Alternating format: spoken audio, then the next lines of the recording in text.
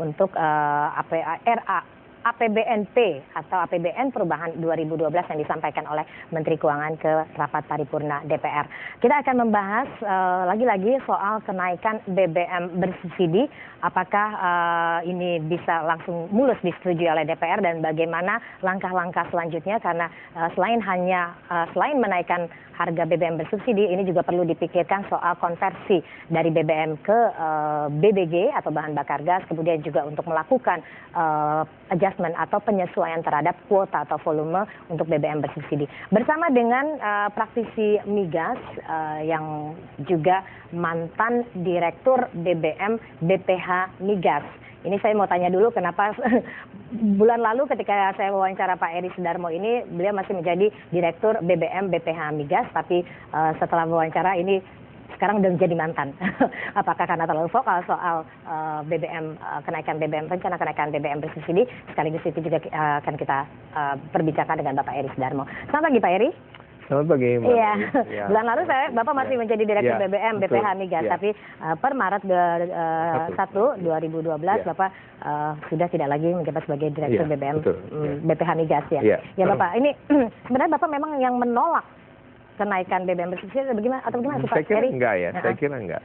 Ya harus dimengerti bahwa posisi pertanyaan tadi itu bahwa memang saya itu bentuk memang itu kewenangan dari atasan ya, dan memang sudah masanya, artinya bahwa saya sudah cukup lama 34 tahun menjadi PNS, jadi memang sudah masanya mungkin kaderisasi, saya kira itu ya. Kita berpikir positif dari sisi sana. Dan saya pun stand saya tidak mengatakan menolak kenaikan harga itu adalah merupakan sesuatu yang harus dilaksanakan. Tapi kan kajian kita mengatakan kalaupun kita memang menaikkan harga, memang itu opsi yang harus dihadapi pemerintah. Ada beberapa hal yang menurut saya itu memang seharusnya kita laksanakan pada saat bersamaan maupun secara bertahap.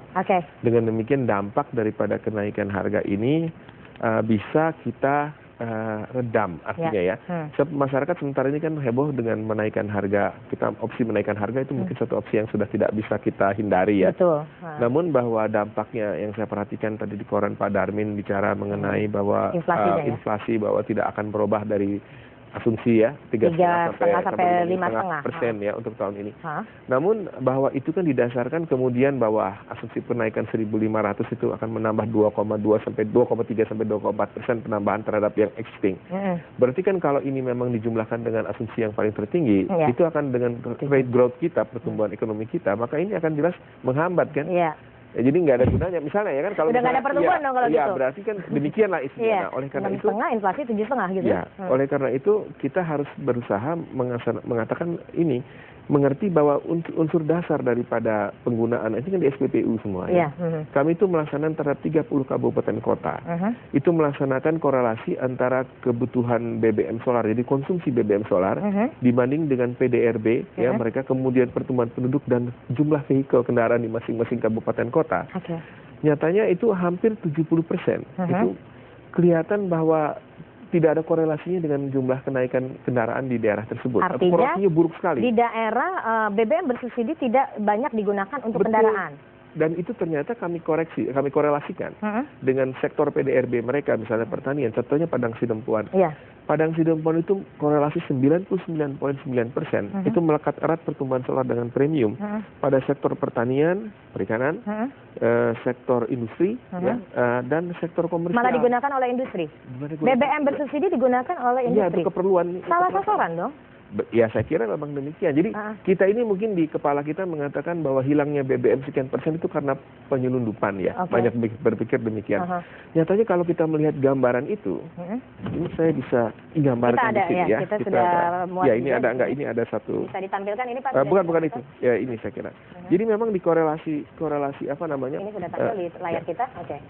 Jadi kalau kita lihat di sini bahwa kalau seumpamanya tadi saya katakan bahwa ingin kita menaikkan harga BBM. Jadi gambar ini menunjukkan antara gambar kenaikan harga BBM itu di bawah ya, sumbu bawahnya. Di kiri itu adalah yang naik ke atas, di sumbu airnya itu adalah volume BBM dalam juta kiloliter. Pemerintah itu dengan kalau sudah kita memang terbukti bahwa dengan menaikkan masyarakat menaikkan harga BBM itu dampak inflasi akibat kenaikan satu, yang kedua adalah dampak inflasi yang disebabkan oleh karena volume BBM-nya dipatok. Misalnya di sini ini pada untuk 2012 harga dinaikkan ya Pak ya. Jadi harga sekarang itu ada akses harga harga ya. Jadi korelasinya positif. Ketika harga dinaikkan justru kuotanya makin... Oh bukan begitu membacanya. Jadi ini kita melihat dulu garis bahwa kalau pemerintah itu menaikkan harga demikian, ya gambar yang garis melengkung ke atas itu menunjukkan apabila pemerintah mengalokasikan kembali, ya. Jadi dalam rangka mengadjust namanya volume tadi, pemerintah mengatakan oke, karena saya tahu bahwa ini bukan digunakan hanya untuk kendaraan, karena memang ditumbangkan untuk pertumbuhan ekonomi terutama di daerah. Oleh karena itu kalau garis paling atas tadi itu 100% dialokasikan kembali, ya. Maka nggak akan mengikuti garis di atas tadi itu di atas. Berarti kalau harganya Rp6.000 misalnya pada harga Rp6.000, pemerintah mengalokasikan 30%, ya 30% ini yang garis 30% pada saat Rp6.000, itu berarti adjustment volume dari yang dipatok sekarang 35.7 untuk itu 35.8 itu untuk apa namanya untuk solar dan premium ya. Itu pemerintah bisa mendapatkan 45% jumlah BBM yang di-adjust. 70% dikembalikan kepada sektor lain, ya. 30% bisa meng-adjust volume menaikkan pada posisi 45. Kenapa? Kalau tidak itu di-adjust, kita tahu bahwa digunakan oleh di daerah itu untuk pertumbuhan ekonomi yang lain, masyarakat biasa akan saling berebut. Akan jadi black market kembali, penyalahgunaan bukan dalam rangka penyelundupan, tapi mereka butuh itu untuk kehidupan industri. Nah, ini bedanya dengan penyelundup, disparitas harga dengan harga keekonomian, itu mereka kalau sudah dekat mereka nggak mau, ya. Tapi kalau ini yang real penyelundup, real smuggling yang begitu. Tapi kalau binatang ekonomi, ini istilah binatang ekonomi, dia akan mencari yang paling murah.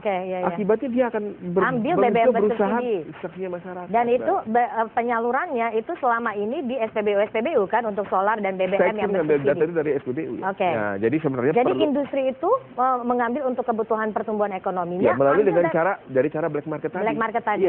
Ya kan melalui pengerit lah kendaraan, apa kita lihat sudah banyak sekali pengawasan. Dan ini bahayanya kalau kita memang berkeras terhadap mereka ini, mereka itu juga merupakan sumbangsi APBD, jadi penerima pajak ke daerah kan. Jadi kalau mereka dijedes kayak seperti itu, berarti pertumbuhan ekonomi di daerah ini akan juga terganggu. Contohnya pada penyusunan APBD. Kira-kira gimana Pak itu?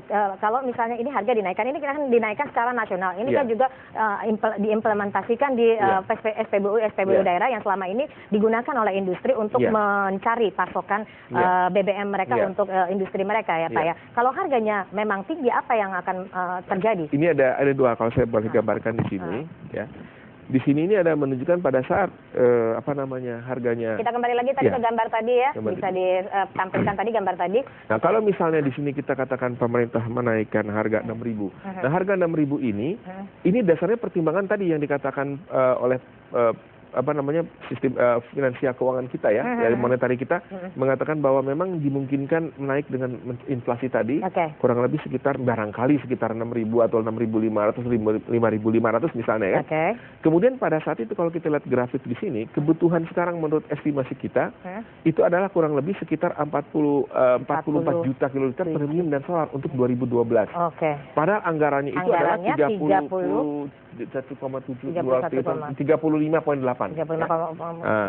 Berarti kalau ini tidak dipenuhi oleh pemerintah untuk menaikkan menjadi 44, yang akan terjadi tadi ada black market tadi ya. Black market dan masyarakat yang menggunakan untuk industri akan berebutan. Akan terjadi kelangkaan dong kalau begitu. Terjadi inflasi yang tidak bisa dikendalikan, tambahan. Yang tadinya hanya 2,2 atau 2,3 pada kenaikan harga 1.500 bisa menjadi lebih. Oleh karena itu kebijakan daripada penaikan harga ini harus diimbangi dengan beberapa kebijakan lain. Kita lanjutkan lagi Pak Eri selepas ringan, dan pemirsa tetaplah bersama kami dalam perbincangan dengan Eri Sudarmo soal dampak dari kenaikan BBM bersubsidi. Selepas ringan.